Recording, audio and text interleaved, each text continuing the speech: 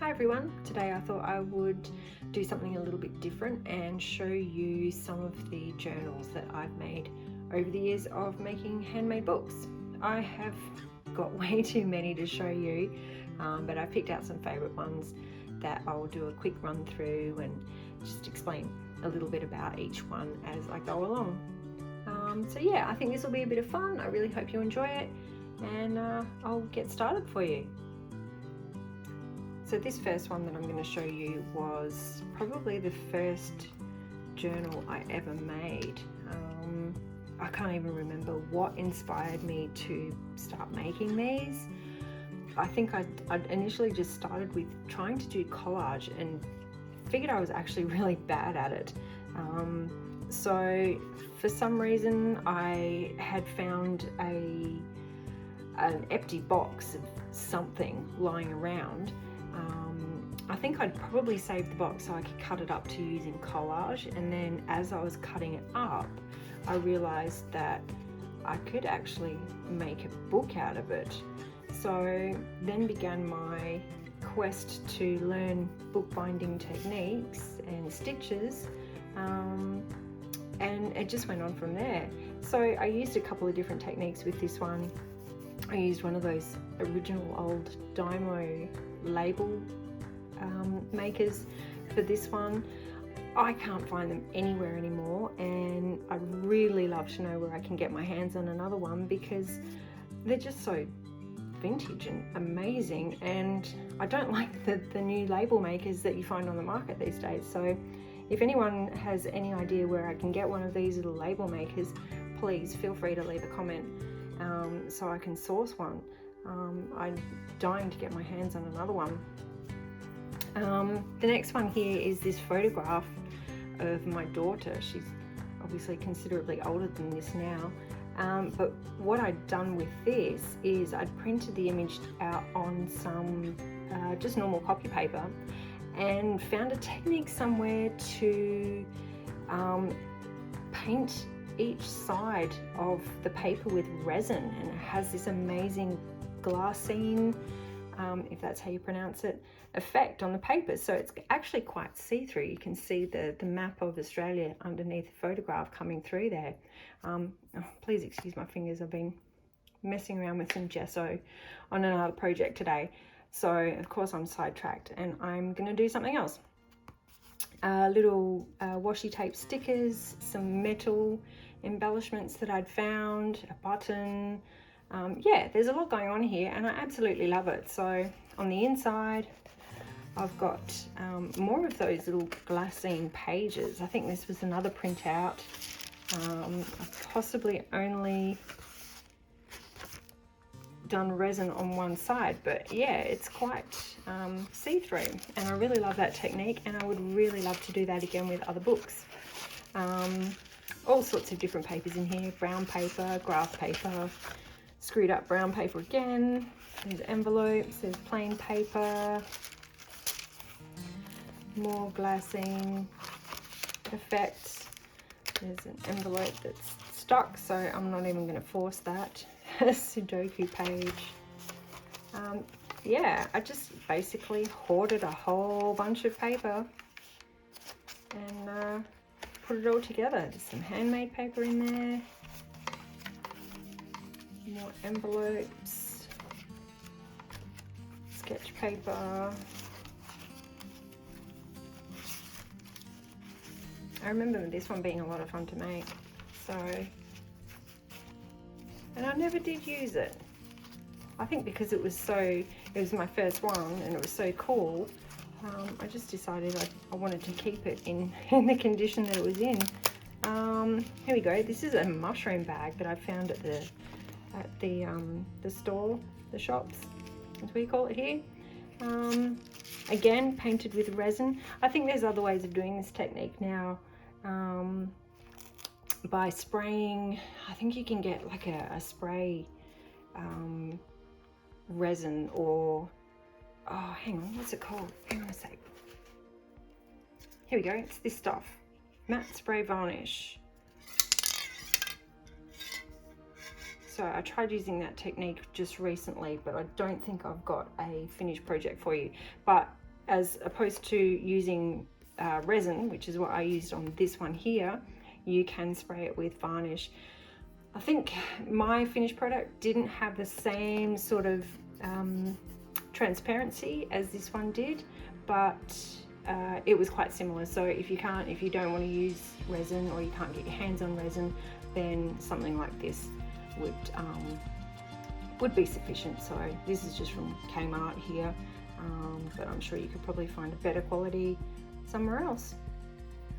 So that's that little one, my very first little journal there. Worry about doing that up later. Next one is this hand painted one that I made just with some old book board that I found on the back of a sketchbook, I think, and I have painted it and splattered it. I've used eyelets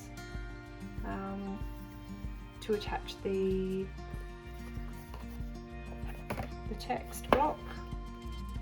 I think I ripped it while I was stitching it up. So this is a Coptic stitch, probably one of the first ones that I'd ever done.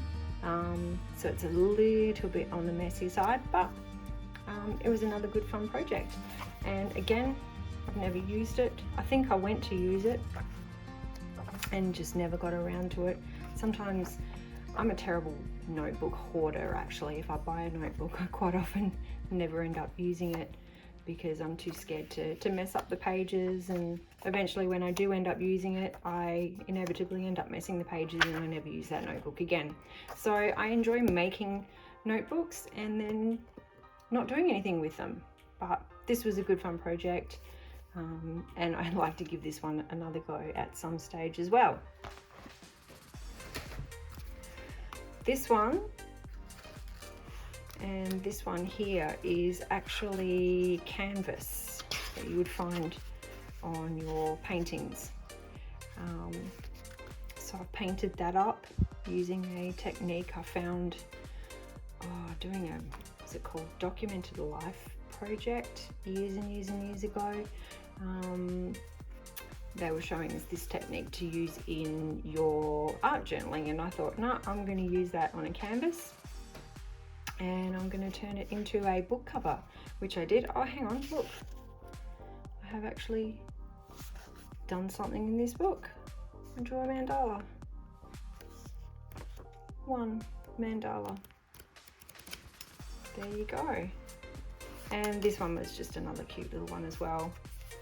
Just using some eyelets. I think this has just got some poor quality watercolor paper in it.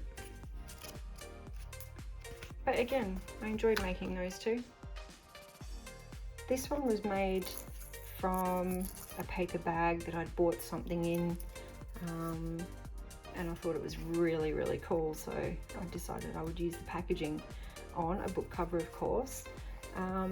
It's a Coptic stitch again, but in this case, I can't remember the name of the actual technique, but I feel like Accordion is in there somewhere. So I've actually folded this paper here into like a fan or an accordion, and I've stitched it into my signatures here to create this really, really cool effect. And again, it's a notebook that I never used. It was a technique. I just wanted to try it to see if I could do it. And I could, and I did. And then I left it at that. But again, great fun making this one. I stopped making books for a few years. I don't know, I dabble in all sorts of craft projects and I love to try new things. I'm pretty much a jack of all trades and a master of none. I've done all sorts of things. I've done soap making, I've done making chainmail jewelry, felting, crochet, all kinds of stuff. I couldn't even list all the things that I've done. Doing mandalas is a very big passion of mine, and I do work on a lot of mandalas, but I like to do something that's a little bit tactile as well. And given my love of notebooks, I really enjoyed making books, and I wanted to sort of get back into it again. And this was pretty much, I think, the first one that got me back into it. I decided that I would again get some canvas. I think this is just canvas from a pad. So an oil pad. Oh goodness, I can't even explain it properly. It's a sheet from an oil pad of paper. Never mind. So I've decided to just use this, and I've actually put watercolor, or this is watercolor ink, and I find that the colors in the watercolor ink are a lot more opaque and bold. So I really got some good effects from this one, and I decided that I would turn it into a book cover and pop some green pages on the inside. And this is just I think it's just some sketch paper that's in there. Just to sort of get back into the game again. I probably could have done something on the inside, but like I said, I just wanted to try it out and see if it was something that I could do again. Lots of fun. This little one was lots and lots of fun to make. I think this is a chain stitch, which was a technique I learned from Sea Lemon here on YouTube. She's got a wealth of information when it comes to bookbinding and techniques and all sorts of cute little crafts and stuff as well. So I'll actually leave a link to her channel in the description below. But yeah, so I learned this one from her. This was a good one to make. And this is just pleather, and I've badly sewn some fabric on the inside there just to sort of cover up the icky brown. But yeah, I've put some watercolor in here. Watercolor paper, I should say. I'm explaining things badly today. I don't think I was very well prepared for my video, so I do apologize. But yeah, just another technique that I wanted to try. Chain stitch, good fun. This one is, my mum gave me these random bits of fabric ages ago, and they were in this shape. So I thought, I'm gonna make a book cover. So I did, and then I found a belt that I subsequently pulled apart so I could use the brass findings on it, and I had some leather strips, and I've essentially just created a whole new belt out of it, and I've stitched it together. Put some eyelets in there just to give it a little bit of strength. But yeah, stitched this one together, ripped up some, this is, I'm not sure what this paper is. I think it's just cardboard. But I liked that frayed kind of ripped edges on the paper, so this one was good fun. They've all been good fun. I keep saying they're good fun to make, and they are. But yeah, as usual, just wanted to see if I could do it. There you go. This one's one of my favorites. I bought my daughter a Lego kit for her birthday this year, and obviously realized that the bag that the Lego came in was really, really cool, and I decided that I would make some book covers out of it. I think what I've done with this one is I have covered canvas square, those canvas boards that you can get. I've just covered that with the book, with the bag, lined the inside, used some sketch paper to make the text block.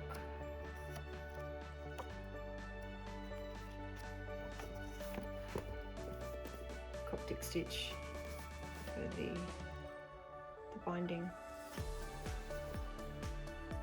Love it. And then I've done a similar sort of thing with this one as well. This is gel print that I've made. I've drawn a mandala over the top. Coptic stitch again. I've used that accordion technique for the paper. I've used some brown paper on the inside there. There we go. This is actually one of my favorites. I love the color. And again, my love of mandalas. Love it. I wanted to get a little bit experimental with beads along the spine. So this is one I put together. I think it's, I thought I'd just done a plain pamphlet stitch, but linked it together differently. This one's obviously got a lot of pink in it. Watercolor inks again. This one is, you probably can't see it very well in this light, but it is paper stained with, or stained with, I want to say avocado, to give it that pinkish look to it. I'll have to verify that one. I will check in a sec because I've got some samples.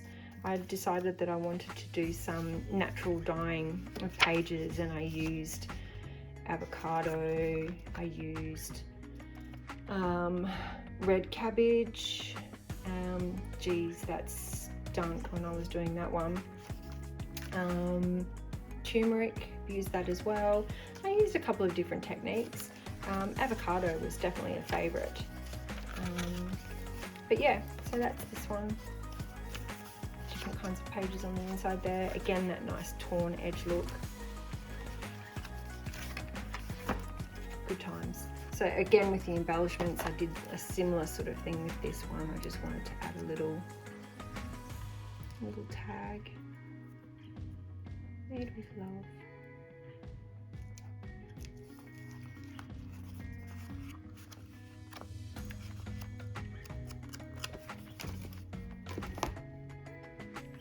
This one's a technique inspired by something that I'd seen by Willa Wanders on Instagram. She's got some great techniques for bookbinding as well. The signatures in this one are, I've got 1, 2, 3, 4, 5, so 5 different gel prints I've used to create these ones here.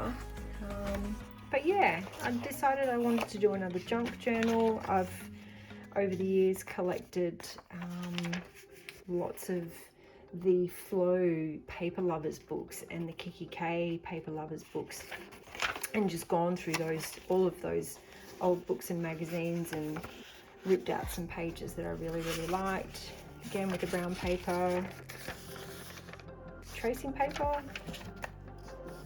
This is like an isometric paper here that I found in the art store one day. Decided that might be fun to use, and I have used it on a few projects actually. Some different kinds of water paper, mixed media pages, oil paper, graph paper. There's a lot going on here. This one here, this is the technique I used with that spray varnish that I showed you at the beginning of the video. So it's actually not that bad. It's probably less sticky than the original one, which is just here. So you can see this one's a lot shinier. The resin does take a long time. It took a good 24 hours to dry. This one's just got a few coats. Actually, yeah, I think I prefer this one. It's a good technique. Definitely be doing some more pages like that. This one was just out of the Flow book. But yeah, jelly pages or gel prints are in there as well. And this cutout part of the spine. was a good technique to use as well. I really loved this kind of exposed look here. Keen to do more like that. This next one is it's a Kiki K planner that I bought for I think $5 on one of their sales. It's made of that it's like craft text paper. This stuff here, you know, I can't even find this stuff anymore. I'm sure if I looked hard enough I'd probably find it, but it's like paper, fabric paper that you can crumple up and wash and paint it and do all kinds of crazy stuff to it, and it's like fabric when you use it. So they had planners made of this stuff, and I thought, oh, it was plain, just plain brown like this. I thought, yep, I'm going to take that home and do something different with it. So I used that technique that I'd used years and years ago on this one here, and decided that I would upcycle the planner. It's still got all its bits and pieces in there, and because it's coming up on 2020 soon, or 2022, wow, what year is it? I might use this for next year for some creative projects. I could almost do, oh wow, I could do a doodle a day or an arty thing for each day. Oh my, what an amazing idea. That is what I'm going to do. Graph pages, not many of them, blank pages. So cool. Wow, inspired. Always inspired. That's my problem. I have so many projects that I want to work on that there is just not enough time for me to work on them all. Love it. Coming up on some tail end ones now. I wanted to try a different kind of closure here. So I've used an elastic, which I have used eyelets to fix into the actual cover of the book. Like so. A little bit messy on the inside here, but that's okay. I think the cardboard that I've been using isn't very, it's not good at bending, if that's a good way to describe it. Either that, or I'd possibly, oh no, it's just the way I've fixed it. Either way, a little bit of a rainbow one here. Add a little bit of fun and colour and excitement.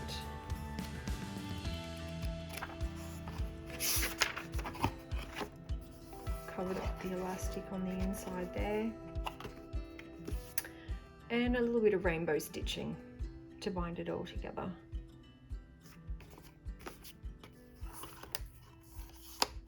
Lots of fun. This little one is made from a matchbox. I've pulled that out. I'll cut this off and I've used it to make a book. Popped a little mandala on the cover there. I've got so many boxes around here. My husband hates it because I just hoard boxes that I will use to make more books. And the last ones for today, my little tag book made from gel print scraps. I recently did a video on how to make one of these, so I'll pop a link for the description.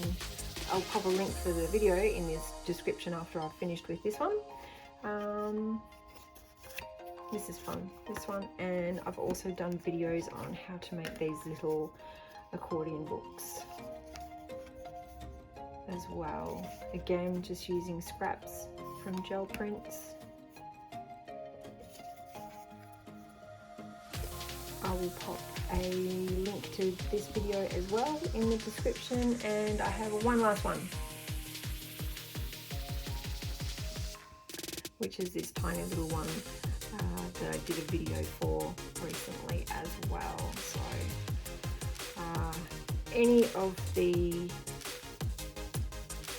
books that I have done tutorials for, I will link in the description below, and anyone that I've may have referenced as well, I'll pop links to their websites or their YouTube channels as well. But yeah, this is everything I've done over the last few years. Lots of these I've done in the last few months, to be honest with you, because it's that much fun to do. I always love trying out new techniques. I've yet to settle on a technique that I really, really enjoy doing, but I just love learning how to do more and more and more of these. Lego.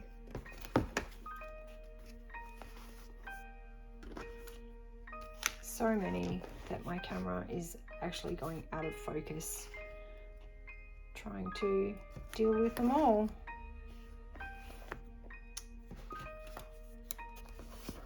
There you go, guys. So that pretty much covers everything as far as all my favorite handmade journals go. I really hope that you've enjoyed this little video today, something a little bit different. I'd like to do another tutorial soon. It is coming up on Christmas time, and I work full-time in retail. It gets a little bit crazy at this time of year, so generally I'm pretty exhausted at the end of the day, and I haven't really got a lot of time or energy to be creating much in the way of handmade books at the moment. But if anything comes up, I will absolutely pop a little video up for you just to show you guys how to do it. And I will definitely be back in full force in 2022, and I've got lots and lots of ideas planned and so many great ideas to show you. So yeah, if you like my video today, please give it a thumbs up, and also please consider subscribing. Thank you. Bye.